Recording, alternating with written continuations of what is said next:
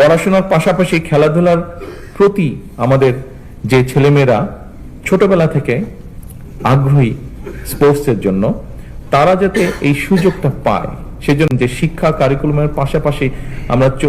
কারিকুলামের ভেতরে আমরা চতুর্থ শ্রেণী থেকে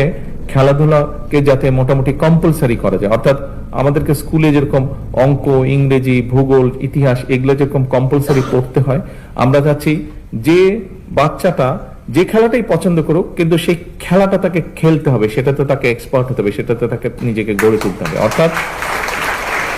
ইতিহাস, ভূগোল, বিজ্ঞান এই সাবজেক্টগুলোর পাশাপাশি আমরা খেলাটাকে